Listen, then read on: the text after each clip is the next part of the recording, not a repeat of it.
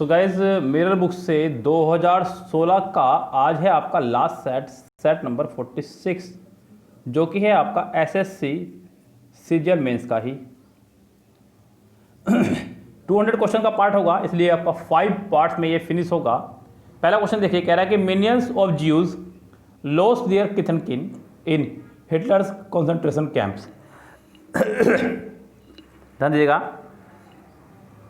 कह रहा है कि मिलियंस ऑफ ज्यूज, ठीक है, लॉस्ट सेकंड फॉर्म लगाकर सेंटेंस को पार्ट बनाया गया।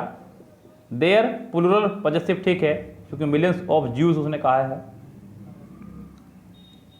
लॉस्ट देयर किथ एंड किन इन हिटलर कॉन्सेंट्रेशन कैंप। बच्चों ध्यान देना, यहां पे उसने कहा हिटलर कॉन्सेंट्रेशन कैंप। सो गाइज ये भी एक नाउन है और ये भी एक नाउन है। और गाइज मैंने आपको बताया हुआ है कि दो नाउन कभी भी एक साथ नहीं आ सकते। आपको पहले वाले नाउन से पहले एपोस्ट्रोफे एस लगाना होगा तो जाके सेंटेंस करेक्ट होगा। इन हिटलर्स कॉन्सेंट्रेशन कैंप्स यानी कि सी पार्ट में इस सेंटेंस के हो जाएगी आपके एरर। जब कभी भी आपके दो नाउन एक साथ आया करें गाइज, तो आप यहाँ पे उस सेंटेंस को एरर ही ठहराएं। या तो इसको ठीक करने का तरीका है, या तो पहले वाले नाउन में आप एपोस्ट्रोफे एस लगाएं और फिर ऐसे ठीक करें। और अगर पहले वाला नाउन आपका नो लिविंग हो और एपोस्ट्रोफे नहीं लग सकता हो तो नाउन 2 पहले, उसके बाद में ऑफ और फिर नाउन 1। ये आपका तरीका रहना चाहिए गाइज, तो जाकर सेंटेंस आपका करेक्ट होगा। यस गाइज, कह रहा है कि मदर इन लॉज। गाइज ये मैंने आपको बताया था कि कंपाउंड नाउन को अगर बनाना हो प्लूरल तो इस पार्ट को प्लूरल बनाते हैं, मदर्स इन लॉ। अगर आपको बनाना हो प्लूरल, और अगर आपको लगाना हो एपोस्ट्रोफे तो इस पार्ट पे एपोस्ट्रोफे लगाते हैं, mother in laws. So guys अगर प्लूरल बनाना हो तो इस पार्ट को, एपोस्ट्रोफे लगाना हो तो इस पार्ट में लगाएंगे। यानी कि सेंटेंस के पहले ही पार्ट में है फिलहाल एरर, क्योंकि आगे आर आने की वजह से हमें ये क्लियर हो रहा है कि सेंटेंस को प्लूरल बनाना था, इसलिए आपको मदर्स इन लॉ करना होगा तो सेंटेंस करेक्ट होगा। फिलहाल सेंटेंस के पहले ही पार्ट में है आपके error. Today people is ignorant. Guys आपको तो पता ही है कि पीपल जो है आपका प्लूरल है। यस, पीपल मतलब लोग, प्लूरल की तरह इस्तेमाल होता है। इसके साथ हमेशा प्लूरल वर्ब का ही प्रयोग करना चाहिए।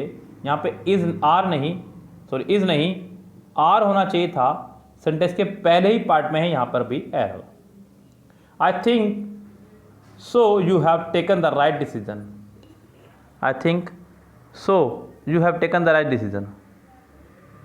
गाइस यहाँ पे सो आपका इसलिए के लिए लगाया जाता है, जो कि यहाँ पे करेक्ट नहीं बैठ रहा है मीनिंग। आई थिंक यहाँ पे एक कंजक्शन की आवश्यकता थी, क्योंकि सेंटेंस में पहले भी पार्ट में वर्ब सब्जेक्ट प्लस वर्ब आया है आई थिंक, आगे वाले पार्ट में भी सब्जेक्ट प्लस वर्ब है you have taken. So guys यहाँ पे एक कंजक्शन की आवश्यकता थी, और वो कंजक्शन आपकी रहनी चाहिए थी दैट, ना कि सो, क्योंकि यहाँ पे दैट आपका प्रॉपर रोल निभा रहा है। I think that you have taken the right decision. मुझे लगता है कि तुमने राइट डिसीजन लिया है।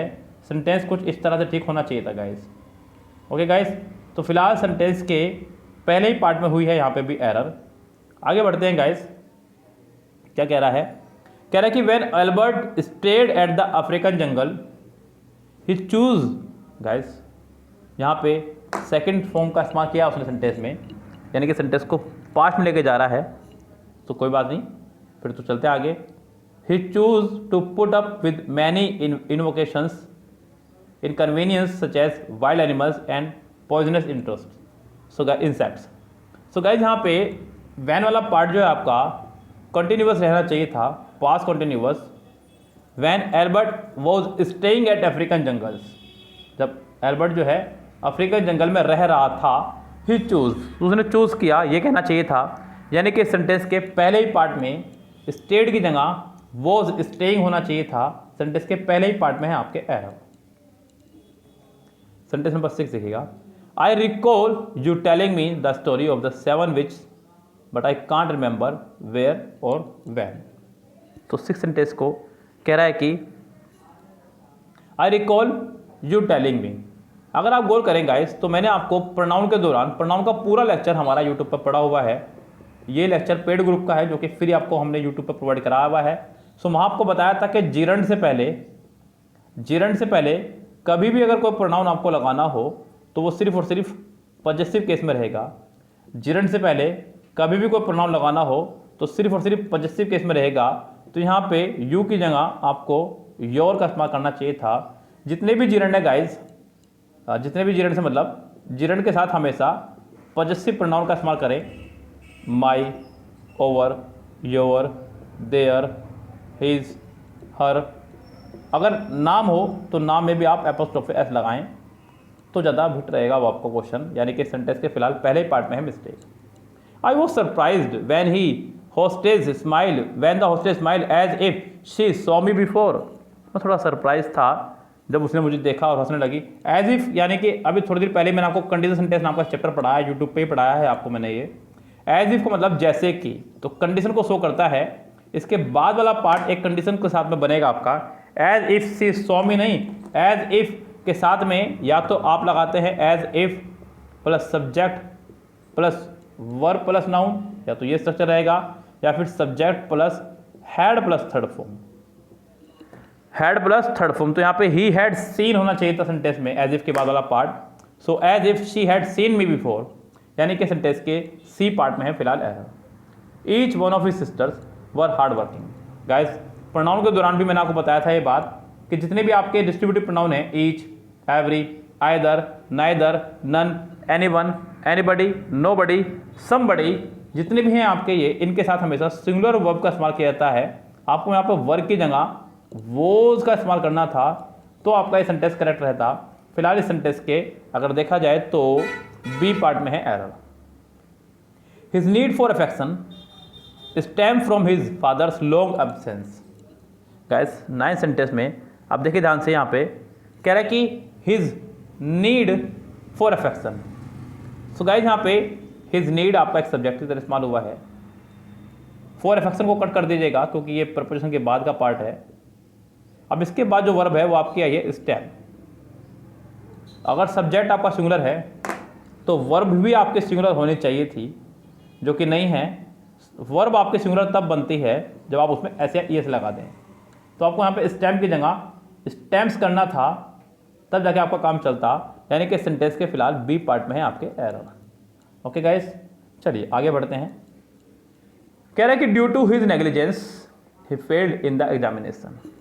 अपनी नेग्लिजेंस यानी कि लापरवाही की वजह से वो एग्जामिनेशन में फेल हुआ गाइस। सो गाइस यहाँ पे सेंटेंस नंबर 10 की शुरुआत जो उसने की है वो की है ड्यू टू से। यस, याद रखना गाइस, ड्यू टू जो है आपका एक प्रपोजिशन फैक्टर है। इसके बाद वाले पार्ट में बस कभी वर्ब ना आ जाए, ये एरर दे करके आपको एरर दी जा सकती है। हालांकि यहाँ नहीं आई है, कॉमा लगा दिया गया नेग्लिजेंस के बाद में, तो यानी कि अभी तक तो ये पोर्शन ठीक है। उसके बाद सेंटेंस में कुछ खास है ही नहीं, सब्जेक्ट प्लस वर्ब की सेकंड फॉर्म और फिर प्रपोजिशन वाला पार्ट है। तो यानी कि सेंटेंस आपका एक करेक्ट है, सेंटेंस में कोई एरर नहीं है। Ramesh is smarter enough. Guys सबसे पहले बात तो याद रखिएगा, आप बहुत ही इंपॉर्टेंट बात बता रहा हूँ आपको। ये जो आपका इनफ वर्ड है इसके साथ हमेशा पॉजिटिव डिग्री चलती है। कौन सी चलती है? हमेशा पॉजिटिव डिग्री चलती है। साथ में इसके ध्यान रखना, इनफ के साथ हमेशा चलती है पॉजिटिव डिग्री। और साफ साफ बात याद रखना एक बात और, ये हमेशा पॉजिटिव डिग्री के बाद आया करता है। एक बात का और ध्यान रखना, you are rich enough, she is poor enough, she is smarter enough. तो यहाँ पे स्मार्टर नहीं स्मार्ट होना चाहिए था, तो सेंटेंस आपका करेक्ट रहता, क्योंकि ये हमेशा पॉजिटिव डिग्री में ही चलता है गाइस। सो गाइस इस सेंटेंस में फिलहाल आपके हो गई है पहले ही पार्ट में एरर। चलिए बढ़ते हैं आगे की तरफ। सेंटेंस को लेकर के क्या कह रहा है सेंटेंस में। Sentence number 12, Madhuri lived in Mumbai since 1970 to 1985। 12 sentence. यहाँ से बच्चों ध्यान देना, आपका एक फॉर्मेशन सेंटेंस का आप लोग पढ़ते हैं, या तो एंड, बिटवीन एंड, जब दो समय अवधि के बीच की बात हो रही हो, या फिर फ्रॉम टू। यस गाइस, या तो बिटवीन और एंड या फिर फ्रॉम और टू का इस्तेमाल करते हैं जब दो टाइम फॉर्मेशन के बीच की बात हो रही हो। यहाँ पर उसने सिंस 1970 टू 1985 का इस्तेमाल करा है, जो कि रॉन्ग है। आपको यहाँ पे दो फॉर्मेशन के लिए फ्रॉम और टू का इस्तेमाल करना था, तो आपका सेंटेंस फिट बैठता। फिलहाल इस सेंटेंस में सिंस की जगह आप फ्रॉम लगा देंगे तो सेंटेंस आपका करेक्ट हो जाएगा। इस सेंटेंस के फिलहाल है आपके बी पार्ट में एरर। आगे बढ़ जाइए गाइस, आगे क्या कह रहा है सेंटेंस में। Sentence number 13, it has been shown that very high dose of vitamin C actually causes cancer calls cells to grow. So guys यहाँ देखते हैं गाइस सेंटेंस नंबर 13 में कह रहा है कि it has been shown that, ये सेंटेंस खत्म हुआ, नया सेंटेंस शुरू। वेरी हाई डोजेस, नया सब्जेक्ट ऑफ विटामिन सी, इसको कट कर दीजिएगा। एक्चुअली कॉजेज नहीं गाइस, कॉज होना चाहिए था क्योंकि सेंटेंस का सब्जेक्ट आपका प्लूरल है। सेंटेंस का सब्जेक्ट आपका प्लूरल है तो वर्ब भी आपकी प्लूरल होनी चाहिए थी, और कोई भी वर्ब प्लूरल तब बनती है जब उसमें से एस या ईएस हटा दिया जाए। ओके गाइस, तो सेंटेंस में आपका कॉजेज की जगह कॉज होना चाहिए था। सेंटेंस के फिलहाल सी पार्ट में है आपके error. Excess energy intake from food में fuel the growth of several cancers. Excess energy intake guys, यहाँ पे अगर हम लोग बात करें सेंटेंस की 14 की, सो एनर्जी की बात हो रही है, एक्सेस एनर्जी। इनटेक यानी कि लेना अंदर, इनटेक मतलब अंदर लेना। टेक फ्रॉम फूड में fuel to the growth of several cancers, यानी कि सेंटेंस आपका है करेक्ट। इस सेंटेंस के किसी पार्ट में नहीं है कोई भी एरर, ये सेंटेंस आपका नो एरर कहलाएगा। आगे बढ़ेगा, सेंटेंस नंबर 15 देखेगा। Mister Gaurav Sharma is coming to dinner. Mister Gaurav Sharma जो हैं डिनर के लिए आ रहे हैं। सो गाइज यहाँ पे सेंटेंस में कोई भी प्रॉब्लम नहीं है। सेंटेंस ये भी है आपका नो एरर, पूरा सेंटेंस करेक्ट है क्योंकि सेंटेंस में कुछ खास है ही नहीं जो आपको एरर दी जाए। आगे देखते हैं गाइज, नेक्स्ट सेंटेंस क्या कह रहा है। कह रहा है कि you have been working very hard for the past 2 years isn't it. So guys ये सेंटेंस आपको क्वेश्चन टैग पे भी आधारित है, साथ ही साथ यहाँ पे प्रेजेंट परफेक्ट कंटिन्यूअस टेंस का भी इस्तेमाल किया गया, उसको भी देख लीजिएगा। सेंटेंस में जब भी आपका सिंस या फॉर के साथ टाइम आए तो आप लोग सेंटेंस में helping verb has been, have been, had been में से कोई एक का इस्तेमाल करते हैं, साथ में आईएनजी जो कि उसने किया है, यानी कि ये पोर्शन तो है आपका ठीक। उसके बाद में गाइस क्वेश्चन टैग का क्या रूल है कि जो भी हेल्पिंग वर्ब होगी उसी में ही नोट लगा करके प्लस सब्जेक्ट लगाना होता है। नेगेटिव के लिए, अफर्मेटिव के लिए हेल्पिंग वर्ब प्लस सब्जेक्ट लगाना होता है बस। सो गाइज यहाँ पे ये पोर्शन रहेगा आपका। सो यहाँ पे अगर आप गौर कर रहे हो तो हेल्पिंग वर्ब का आपकी यू हैव है। क्या है आपकी हेल्पिंग वर्ब यहाँ पे? You have. यू हैव को देखते हुए इजंट इट नहीं, यहाँ पे आपका हैवंट इट होना चाहिए था, तो सेंटेंस आपका करेक्ट रहता। फिलहाल इस सेंटेंस के सी पार्ट में ही है error. I visited my grandpa and grandma's house and found there missing. मैं अपने दादा और दादी के घर गया और उनको मैंने वहाँ पे मिसिंग पाया, ये कहना चाह रहा है गाइस। सेंटेंस नंबर 17 देखिएगा guys. And found there missing. So guys यहाँ पे ग्रैंडपा और ग्रैंडमा में तो ठीक करा उसने, लास्ट वाले के साथ में एपोस्ट्रोफी लगाया। अगर दो लोग यानी कि दो नाउन एक साथ आए हुए हैं और दोनों वो सेम या फिर किसी सिंगुलर को रिप्रेजेंट कर रहे हो तो बाद वाले से सिर्फ एपोस्ट्रोफी लगता है, पहले वाले से नहीं लगता है। दोनों के साथ एपोस्ट्रोफी नहीं लगता। कुल मिला के बात यह है, आई फाउंड देयर नहीं, आई फाउंड दैम। मैंने पाया उनको वहां से गायब, तो यहाँ पे दैम आएगा देयर की जगह। सेंटेंस के सी पार्ट में है आपके error. You should learn to adopt yourself to changing circumstances. So guys यहाँ पे एक चीज़ मैंने आपको पढ़ाई है वर्ड पावर के दौरान, प्रैक्टिस सेट में कई बार आया है, अडॉप्ट, अडाप्ट और अडेप्ट। 3 वर्ड अक्सर आपको देखने को मिलते हैं। अडॉप्ट मतलब गोद लेना, अडॉप्ट मतलब गोद लेना, अडाप्ट मतलब अनुकूल बनाना, अनुकूल बनाना, और अडेप्ट मतलब निपुण, अडेप्ट मतलब निपुण। सो यहाँ पे ई से याद रखो इसे, तो आप एक्सपर्ट ज़्यादा अच्छा रहेगा। ये पूरी दुनिया को याद है ही, अडॉप्ट मतलब गोद लेना, बस यही याद रखना आपको खाली, एक अनुकूल बनाना। सो ई से एक्सपर्ट और ए से अनुकूल और गोद लेना तो सबको याद है ही। सो गाइज यहाँ पे you should learn to adopt yourself नहीं, you should learn to adopt yourself changing circumstances. आपको लर्न यानी सीखना होगा कि किस तरह परिस्थितियों के अनुसार आपको अपने आप को अनुकूल बनाना है। सो गाइज यहाँ पे ए पार्ट में अडॉप्ट की जगह अडॉप्ट होना चाहिए था, तो सेंटेंस आपका करेक्ट रहता। फिलहाल इसके ए पार्ट में ही आपके एरर है। He was smiling, but his eyes retained a look of soreness.